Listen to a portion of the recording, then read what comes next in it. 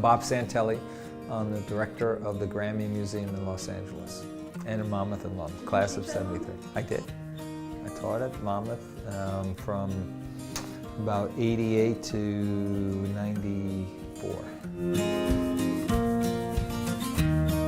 You know, the archives is a wealth of information, and unfortunately, when I wrote the book Greetings from East Street, the story of Bruce Springsteen and the East Street Band, the archives didn't exist. But I did use the Asbury Park Library, so there were some things from the library that I used. But because I was living out on the West Coast, and because this archives didn't exist, I use it only minimally. Well, you know, any author or research student or project concerning American popular music, New Jersey music, certainly Bruce Springsteen, benefits greatly from a project like this. Having an archives that not only preserves and conserves important documents, but also provides a place where this material can be used by people who are writing term papers, from people who are writing biographies of Bruce Springsteen. This is a valuable place, and it's a place that's long overdue. The fact that it also was on the Jersey Shore, that is very much connected to so much of Springsteen's early days and right on up to now. It's an ideal location, and it's an ideal opportunity. I'm sure those people who have written books on Springsteen in the past would have wished that this archive existed. It would have made their life and their job a whole lot easier. This archives right now is fan-based, meaning essentially it has a lot of ephemera that fans would be interested in. But that's not entirely true, because if you are a biographer, if you're doing a history of Bruce Springsteen's role in American music or in rock and roll, or if you're doing something on the Jersey Shore music scene, you have to look at the ephemera that fans have put together. And I have to say that this archives doesn't just deal with fan materials. There are great periodicals in here. There are photographs, there are cassettes, there's music, there's interviews. There are plenty of things that allow deep insight for anybody doing serious research. And I suspect that as Springsteen's stature grows in American music, I mean, he's up there right now on the lines of a Woody Guthrie, a Bob Dylan, you know, major artists who have written about the American experience and used music to tell that story. As this becomes cemented in American culture, a place like this becomes more and more valuable, because there are lots more books that will be written about Bruce Springsteen. There are lots more books that are going to be written about the role of the Jersey Shore in the overall American music scene in the 20th and early 21st centuries. So to have a storehouse of information, to have the opportunity for, particularly for students, to become inspired, to learn more about the importance of Springsteen in American music, is not only valuable to the university, but it's a valuable collection in terms of the story, overall story of American music. Springsteen's role in it is very big, and this place should contain, and does contain, the story of Bruce Springsteen.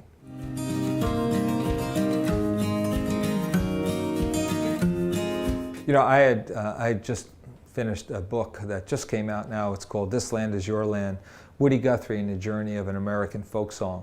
And it really is the story of not just the most famous song in American folk music history, but it also tells the story of Springsteen and his connection to Woody Guthrie. Because as far back as 1980, in early 1981, late 1980, Bruce Springsteen came across a copy of the very first biography on Woody Guthrie. And Bruce read that and was immensely moved by it. And from that particular point on, Woody Guthrie has proven to be a major source of inspiration for Bruce, but also Guthrie acted as, and continues to act as, a, if you will, a vehicle back into American folk music. From Woody Guthrie, Bruce, of course, establishes a relationship with Pete Seeger, and Bruce's exploration of American folk music using Pete Seeger as his guidepost there. So Springsteen is absolutely connected. He's not the heir of Woody Guthrie. I don't think there could be someone like that.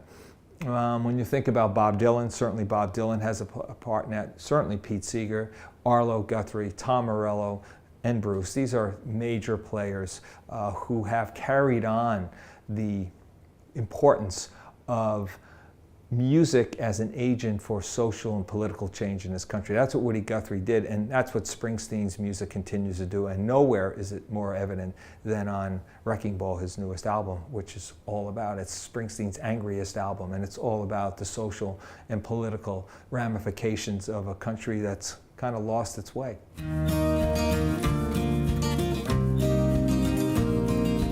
Woody Guthrie was, someone who lived and breathed this single concept, and that concept was that music can act as an agent for social and political change in this country. That if you were to write a song, it had better do some good for someone, or that music acts as a mouthpiece for disenfranchised Americans, people who were part of the American underbelly, who didn't have a voice, a real voice, a strong voice, who didn't have the opportunity to be heard.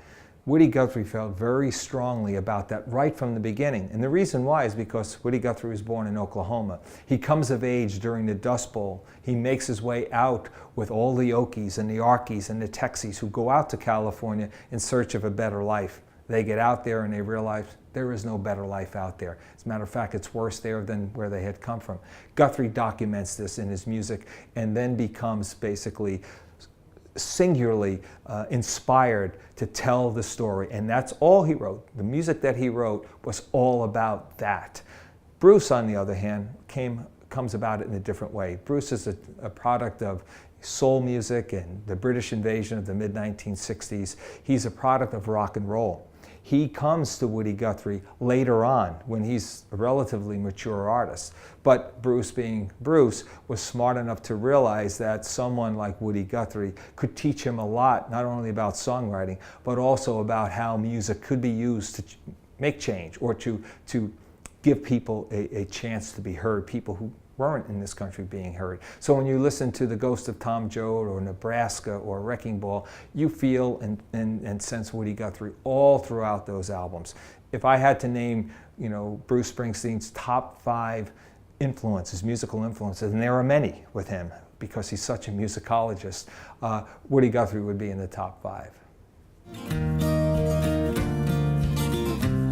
The sign of a great song and the sign of a great artist is to write songs that express a singular idea and that then becomes universally accepted. So you may in concerts sing to one person in the audience, but in reality you're singing to 20,000. Or you may write a song that's aimed at one particular idea or one particular theme or one particular kind of person, and yet the beauty and the genius is to make that relevant for many, many people. Springsteen, like Woody Guthrie, is a master of detail, poetic detail in his lyrics. So he can write a song that creates a character, because many of Bruce's songs are like short stories put to music. Same way Woody Guthrie's were very similar to that as well. And we learn through that character about ourselves, we learn about our country, we learn about the problems and challenges we face. And so as a result, we have a situation where these songs become almost ownership by America. Springsteen writes them for a particular, but they're then embraced by the entire population. That's a sign of a great songwriter, and that's a sign of a great song. And both Guthrie and Springsteen and Dylan and others have used this to great effect. I grew up on the Jersey Shore and went to Monmouth College back in the late 60s and early 70s. And it was here actually that I fell in love not just with the idea of being a music journalist, which was a relatively new concept back then, but also about incorporating American music to help tell the American story. I was a history major here, and I was also the entertainment editor for The Outlook. So I got to cover a lot of concerts that were many concerts being performed back then at Monmouth and around the shore, including Bruce Springsteen's bands before the E Street Band even actually occurred. And from there I went to the Asbury Park Press and became their rock critic, the first rock critic in 1973. I was still in school, and Jobson, Tom Jobson hired me. Okay, he hired me to do this. But in essence, really, my love of American music stems from my broad interest in Jersey Shore music as well as my interest in American history. And I've had the opportunity over the course of my career to marry the two, first as a journalist, then as a teacher, and now as a museum director. I wish, I see my role as twofold, really. One is I have been, for the past 25 years, having helped begin the Rock and Roll Hall of Fame, Experience Music Project, the Grammy Museum, the British Music Experience. I've been involved in a lot of museums. My main interest and my passion, almost obsession, is to make sure that this rich legacy of American music, because it is undoubtedly our most important and richest cultural ramification or reflection of who we are, and also the world sees it that way as well, to create these museums and archives, such as the Bruce Springsteen archive here at Monmouth, to house and store the story, to make it available for others who will follow in my footsteps, I hope, to not just use the music as a way to enjoy America, but to learn more about America.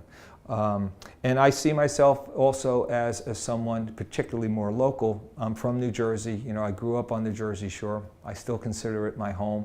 And to give back, because I was there in the days, in the late 60s and early 70s when this whole thing was happening.